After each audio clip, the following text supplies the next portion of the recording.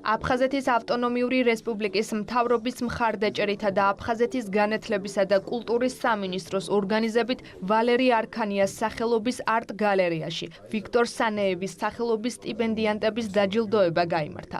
ღონისძიების ფარგლებში აფხაზეთიდან დროებით დევნილი სპორტის სხვადასხვა სახეობაში წარმატებული 10 ახალგაზრდა სპორტსმენი დაჯილდოვდა.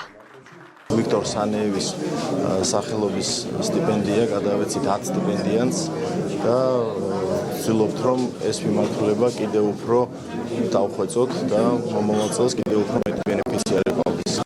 რამე თუ ჯანსაღი ცხოვრების წესი არის ჩვენი ძირითადი მიმართულება. აღნიშნული პროგრამა ხელს უწყობს როგორც აფხაზეთიდან დროებით დევნილი სპორტსმენების, ასევე აფხაზეთის სახელით მოსვაპარეზო სპორტსმენების მხარდაჭერას. ბენეფიციარების რაოდენობა გაიზარდა ასევე ბიუჯეტით განსაზღვრული თანხები. ევროპის ჩემპიონატზე ოქრო ავიღე გოგონებთან ერთად, სადაც რეკორდიც დავამყარეთ. ძალიან მნიშვნელოვანია ჩემი დღეს აქ ყოფნა და აფხაზეთის სახელით ამდენი წარმატების მიღწევა. წელს საბედნიეროდ მოხვდი ამ სტიპენდიანტებს შორის.